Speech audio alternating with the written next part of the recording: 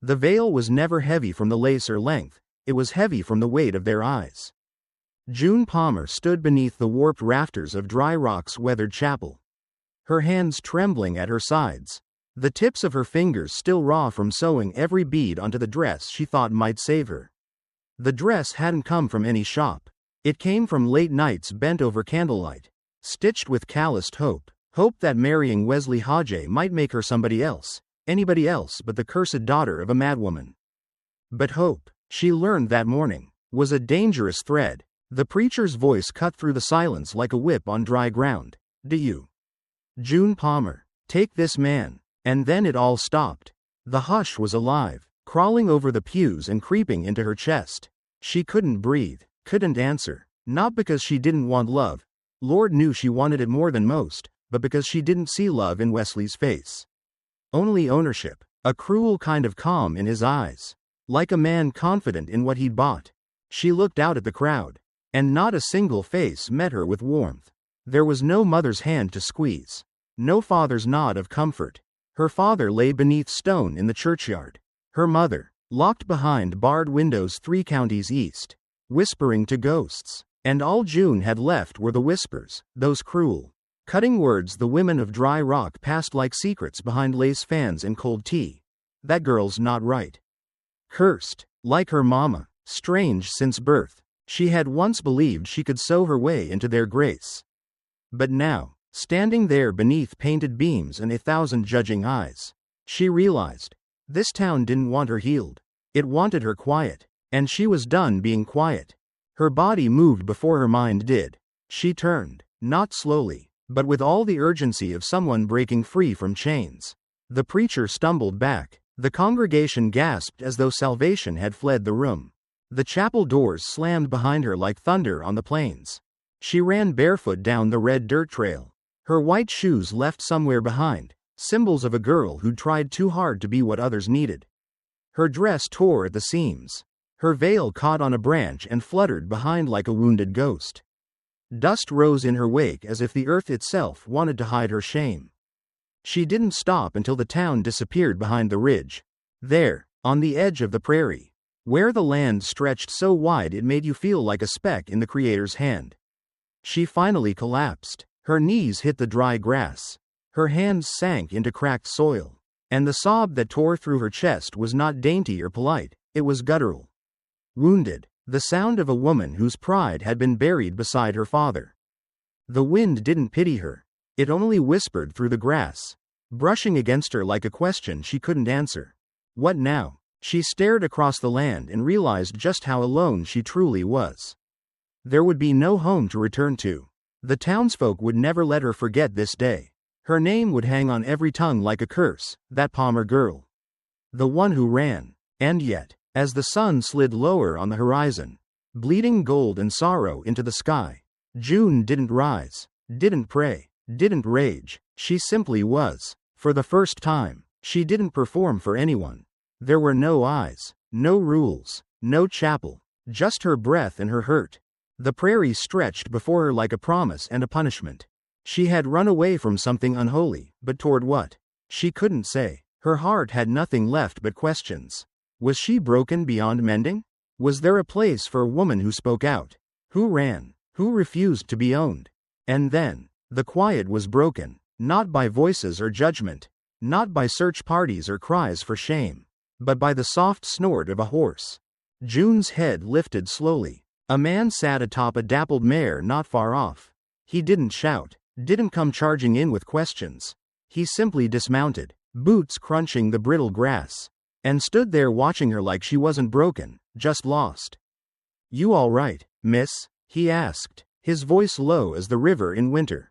June wanted to say no, to scream, to vanish, but the words tangled inside her, and what came out instead was laughter, bitter, cracked, and soaked in tears. "I was supposed to get married today," she choked. Didn't take. The man didn't flinch, didn't pity her, just stepped a little closer, not enough to threaten, just enough to be heard. "Guess that means you still get to decide," he said. "Decide what? What you're worth, not them." That sentence sat in the air like smoke, curling around her ribs. She blinked at him, dirt on her face, veil hanging like a ruined banner from her hair. And in his eyes, dark, steady, unreadable, she saw no judgment. Just space. The kind of space the town never gave. The kind of space a woman could grow inside. And that was how June Palmer began again. Not with vows. Not with lace. But with dust on her hands. Tears on her cheeks. And the quiet knowledge that running wasn't weakness. It was survival. And in the West, sometimes that's the strongest kind of love you can give yourself. The land had gone still after she ran. After the veil ripped and the last gasp of the congregation faded behind her like dust. June Palmer didn't know where she was headed, only that her feet moved like they remembered something her heart had forgotten. Freedom had no map, and grief had no compass. By the time her legs gave out near a wind-carved ridge, she collapsed to the ground, her dress torn, her hands scraped raw, her chest hollow. She had nothing, no family to return to, no name that meant anything anymore. Just the heavy silence of the open prairie stretching out like a question too big to answer. That's when she heard it. A low, gentle snort, not a shout, not judgment, just the soft breath of a horse nearby. She turned her head and blinked through tears. A man stood a few paces off, hand resting lightly on the reins of a chestnut gelding. He didn't speak right away. Didn't rush toward her like some storybook savior. Just watched her, eyes shaded beneath the wide brim of his hat, mouth set in a line that held no expectation. "You all right, miss?" he asked, voice low and unhurried, like wind through cottonwood. June shook her head, the smallest movement. Her voice was a wreck of broken breath. "I was supposed to be married," she whispered. "Didn't work out." The man nodded once, like someone who didn't need all the details to understand the shape of a wound. Then he said something that landed gently, like a stone placed, not thrown. "Then I guess today's the first day you get to choose something for yourself." He didn't ask her name, didn't offer his, just knelt beside her, close, but not crowding, and laid a canteen on the ground. "You look like you haven't drunk in a while." She stared at the canteen like it might bite. Then, slowly, she took it, not because she trusted him yet, but because she trusted the silence between them. It was the kind of silence that made room, not the kind that crushed. It felt unfamiliar, like standing in sunlight after too long in a cellar. He didn't watch her drink, just looked out toward the horizon like he was keeping guard, not over her, but with her. They walked together after that, slowly, not speaking much. Her shoes were gone, her veil trailing from one shoulder like a ghost that hadn't yet let go. He didn't comment, didn't ask what she was running from. And that, strangely, was what made her speak. "June," she said softly, 2 miles in. He glanced sideways, then gave the faintest nod. "Everett." That was all. They camped that night beneath a small stand of cottonwoods, where the grass bent low and the stars came out thick and heavy. Like ancient watchers, Everett built a fire without flare, just quiet purpose. He boiled water, handed her a tin cup, and said, "Coffee's strong. Might chase the cold out." She sipped. It was bitter. She didn't mind. "You don't ask a lot of questions," she said after a while. He shrugged. "I figure people'll speak when they're ready." She looked across the fire at him, at the way he sat with both feet planted, hands resting on his knees, not fidgeting, not pretending, just present. There was no performance in him, no need to fill the silence. And in that quiet, June felt something loosen inside her, something that had been wound tight for too many years. In the days that followed, they walked westward together. June came to notice that Everett saw more than he said. He handed her water without being asked, slowed his pace when she limped on cold mornings, picked a campsite shielded from wind without a word of explanation. He never touched her without invitation, never looked at her like she owed him anything. Instead, he simply stayed. One evening, as they crossed a creek bed, she caught her reflection in the water. Mud-streaked cheeks, eyes not as wide, shoulders set a little straighter. "I don't look like her anymore," she murmured. "Who?" Everett asked. "The girl who stood in that church." She was scared, wanted to be wanted so bad. She didn't know how to say no. He didn't respond right away. Then he said, "Sometimes the person we are when we run isn't who we were. Or who we'll be." She let that sit, let it sink in. That night, under a sky so open it made her feel smaller and stronger all at once. June shared her first full laugh in weeks. Everett had burned the beans, tried to cover it up with too much salt, and the face he made was so earnest, so quietly dismayed, she couldn't help it. He smiled at her then. Not wide, not showy, just the kind of smile that says, "I see you.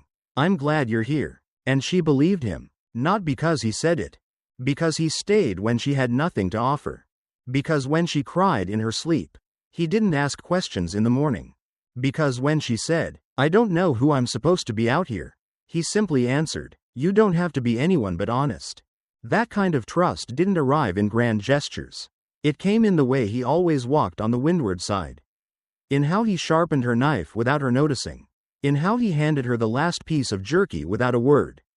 Everett never said she was beautiful, never called her brave, but somehow, she felt more seen in his silence than she ever had in a chapel full of voices. And somewhere between sunrise and supper fire, June began to believe it too.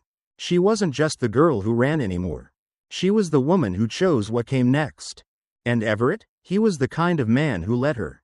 By the time they reached Rock Ridge, the sun was beginning to lean westward, long and golden. The air held the dry hush of late summer, and the dirt road through town was worn smooth by wagon wheels and footsteps of people who knew how to look without saying much. June walked beside Everett in her boots, not new, but broken in just right, and in the green calico dress she had once stitched in the flickering light of doubt. It wasn't the wedding gown, not the one she'd fled in, stained and abandoned near the chapel steps of Dry Rock. No, this one was quieter, stronger, made not to impress, but to endure. As their boots kicked up dust together, she could feel the weight of eyes from porches, behind curtained windows, and through half-open doorways. A woman sweeping her stoop paused mid-motion. A man leaned off his railing to get a better look. Somewhere, a child whispered, "Mama, is that her?" June didn't flinch. She kept walking, chin level, shoulders square, eyes forward, because if she stopped now, if she gave in to the stare of every soul who thought they already knew her story, she'd never be free of it. They passed the trading post first. A sign with peeling paint swung gently in the breeze. Everett needed supplies, flour, nails, more coffee, and told her he'd only be a minute. June stood outside, arms crossed, her fingers brushing the side seam of her dress. The fabric felt strong beneath her hand. Two women walked by, slow and deliberate, with those kinds of glances that slice even when paired with smiles. One leaned in to the other and whispered loud enough to be heard, "Reckon that's the one who ran." The other snickered, "Don't look like she's ashamed of it either." June breathed in steady, let it rise, let it settle. She didn't look at them, didn't defend, didn't crumble, because they didn't know the fire she'd crawled out of. They only knew the smoke. When Everett stepped out of the trading post, he handed her a stick of peppermint without asking if she wanted it. Just held it out, a small gesture that said, "I see you. I know this is hard." She took it and slid it into her pocket. "They're all staring," she murmured. "Let him," he said. "You didn't run from love. You ran toward something real. They just don't know it yet." She nodded, not because she believed it fully yet, but because she wanted to. They walked through the town slowly, past the livery, the sheriff's post, a faded schoolhouse with a squeaking bell. Her skin prickled with the weight of every glance, every whisper like dust against her spine. But each step she took was a choice. To keep going, to belong somewhere on her own terms, to stop letting shame write her name. When they reached the cabin, tucked just beyond the edge of town beneath a bluff of rock and cottonwood, June paused at the threshold. It was quiet there, no watching eyes, no polished floors or rigid pews, just weathered wood, a slanted porch, and the scent of cedar and old ash. Everett didn't speak. He just opened the door and let her walk in first. Inside, the cabin was plain. No lace curtains, no embroidered cushions, just a place meant to hold two people who no longer wanted to pretend. A place to begin, not perform. She walked slowly through the space, one hand trailing the edge of a table, her fingers touching the frame of the small window above the bed. This was no grand house, but it was honest, rooted, and for the first time in years, June let herself feel what it meant to arrive somewhere not as someone's burden, or secret, or mistake, but simply as herself. The next morning, she unpacked the dress, not the tattered wedding gown still tucked behind the cabin door like a ghost, but the green calico, the one she'd sewn for the life after the ceremony, back when she thought marriage would make her whole. She'd never worn it, never felt worthy of the softness it promised. Now, as the morning sun spilled across the floor, she shook it out, smoothed the hem, and slipped it over her head. When she stepped outside, Everett was mending the porch rail. He looked up, and for a heartbeat, said nothing. Then, in that low voice she had come to trust, he said, "It fits you." She looked down at the dress, at her own hands, scraped, scarred, stronger than before. She didn't blush, didn't shrink. "I don't need to be anyone else," she said softly. Everett leaned back on his heels, set the hammer down, and replied, "Good, I'd never want you to be." That afternoon, they walked into town again. Not because they had to, but because June was done hiding. She walked past the same porches, the same glances, but this time, she didn't feel like prey. She felt like a woman walking her land, not asking permission, not offering explanation. Outside the post office, an old man tipped his hat. No words, just a nod, the kind of nod you give a person who's earned the right to be seen. June nodded back, because this time, she wasn't June Palmer, the runaway bride. She wasn't the cursed girl or the whisper in someone else's mouth. She was just June, and she'd walked every dusty mile to earn it. There was no kneeling, no choir, no white lace fluttering in the wind. Just the sound of a kettle whistling over a wood stove, the creak of old floorboards beneath bare feet, and the scent of cedar smoke curling up from the hearth. Everett didn't ask her to marry him. Not with a diamond, not with a grand gesture or a crowd to witness. He simply sat across from her at the table one morning as the sun cracked across the windows. And after a quiet sip of coffee, he reached into his pocket and laid something small and worn between them. A cedarwood ring, not polished, not perfect, a thin band, carved by hand, faint scratch marks along one side, a groove where it had once been shaped from a broken belt buckle. He didn't push it toward her, just let it sit there like a question left in the open. June stared at it for a long time.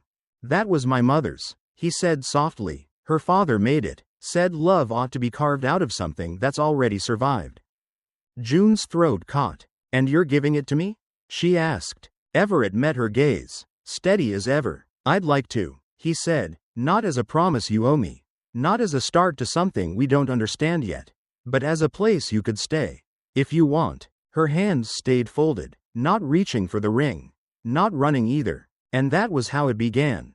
Not with vows, but with space, with warmth that didn't demand, but waited, with a ring that didn't sparkle, but felt real in a way nothing else ever had. Each day after that unfolded like a page turned gently, not rushed. Everett rose early, always before the sun, to feed the horse and split wood. June would rise slower, shoulders sore but lighter than they used to be. Some mornings she'd find coffee waiting in the tin mug, steam curling above it with no note, no fanfare, just care offered quietly. She started sweeping the porch out of habit. Later, she mended a blanket Everett had thrown over the rail to dry. Then, without either of them saying much about it, she began adding things to the cabin, a new hook near the door, shelves carved from old fence posts, a quilt that grew one square each week. Everett noticed but never said anything. He just made space, always made space. One afternoon, while she chopped vegetables for stew and he sat near the fire whittling something unseen, she glanced at the cedar ring on the shelf. It still wasn't on her finger, but it hadn't left the room either. "You sure you want me here?" she asked suddenly. Everett looked up. His eyes never moved fast, but they always saw everything.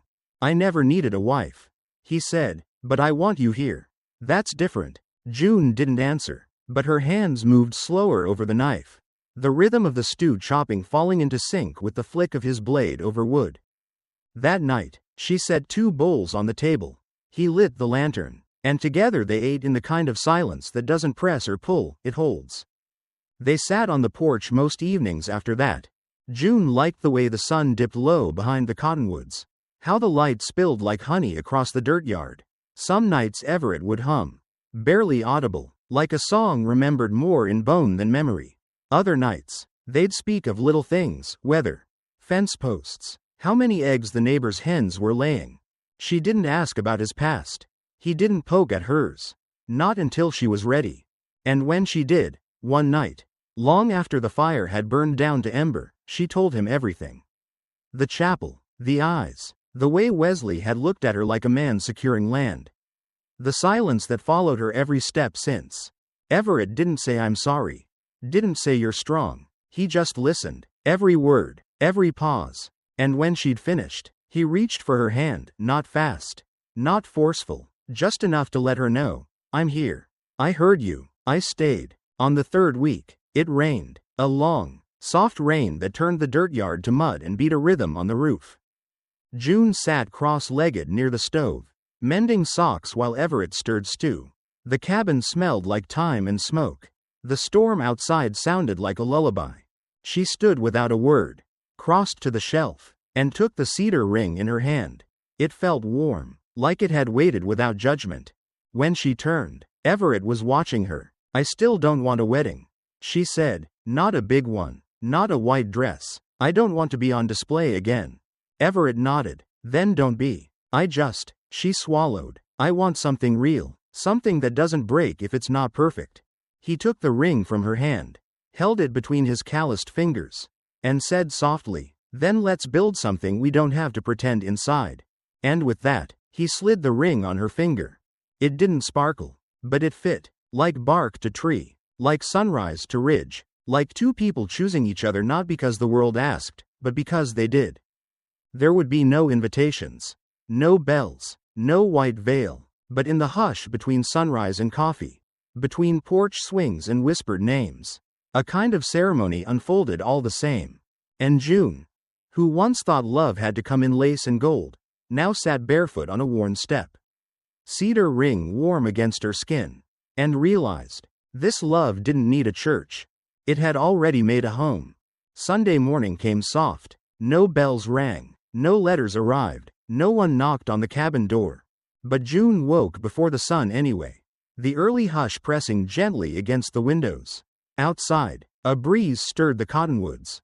Inside, Everett was already at the stove, humming something low, something familiar, the kind of tune passed down by memory more than melody. She sat up, stretching slowly, the cedar ring still warm on her finger. She didn't wear it for show.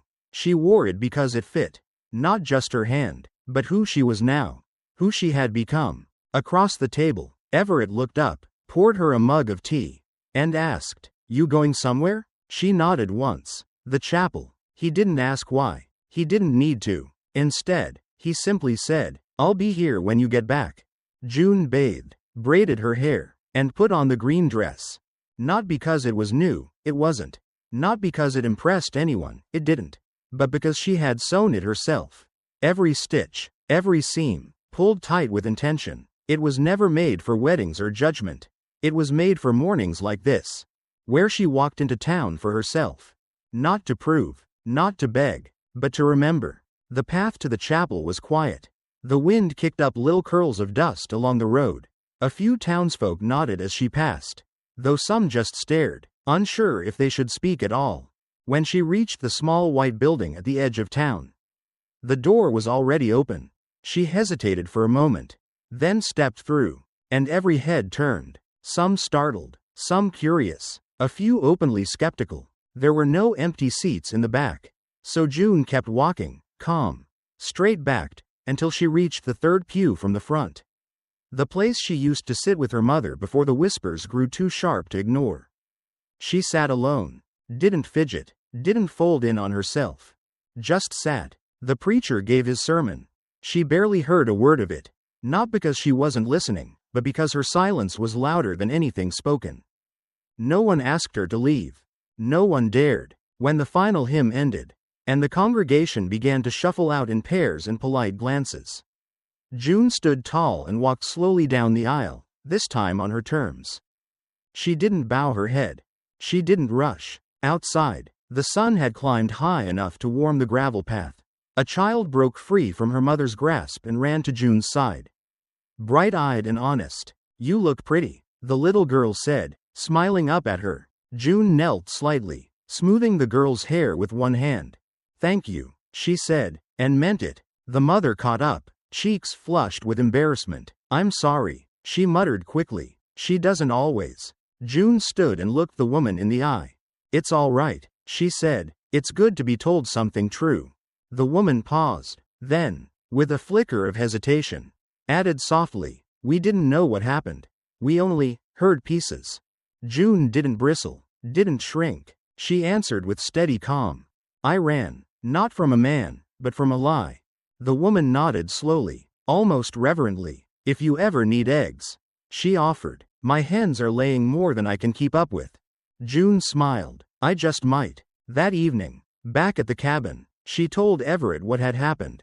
He listened, just like always, not filling the air, just letting her words settle. "You sure you're ready for that?" he asked, sipping his coffee. "For their questions? Their half-truths? I'm not answering to them," June said simply. "I just want them to see I'm not hiding anymore." Everett nodded, then reached into the inside pocket of his coat. He pulled out something small, a ring. Not gold or silver, but carved from cedar, the wood grain like a whisper across its surface. "You don't have to wear it," he said. "I just wanted you to know, this time. No one else tells our story. Not even the preacher." June took it gently, her fingers trembling, not from fear, but from everything it represented. Then she said, "Let's write it slow, one page at a time." A few days later, as dusk fell over the land and painted the sky in streaks of peach and violet, a rider approached the cabin. The pastor, alone, hat in hand, his shoulders looked smaller than June remembered, like a man carrying too many regrets. He dismounted carefully and walked to the porch. "Miss Palmer," he said. "Or is it Mrs. now?" "Just June," she replied. "And you already gave me one wedding I didn't finish. That's enough, don't you think?" The man chuckled, nervously. "Fair," he said. "I didn't come to perform another ceremony. I came to say I was wrong. About you. About a lot of things." Everett leaned in the doorway, silent. The pastor shifted. "When you left the church, a few folks followed, said you looked like someone who belonged. We don't get many second chances in this town. But maybe you could lead us to one." June looked out over the land. The garden they were starting. The porch she'd swept that morning. The cabin that had become a home not because it was perfect, but because it was theirs. She reached into her apron and pulled out the cedar ring, holding it between thumb and finger, not as a prize, but as a reminder. "I didn't come back to be saved," she said clearly. "I came back to remember who I was before everyone tried to make me forget." The pastor lowered his head in respect. "That might be the truest prayer we've had in a while." When he left, Everett didn't say much. He just asked, "Still want to share a porch with the girl who ran from her own wedding?" And June laughed. "Free. Full. Honest. Only if we burn biscuits together on Sundays." She slipped the ring onto her finger. It didn't shine, but it fit like it had always belonged there. And in that moment, June understood. Some stories don't begin in churches. They begin with quiet courage, with walking back into town, with lifting your chin when they whisper your name, and with finally deciding, you get to define what it means to be chosen.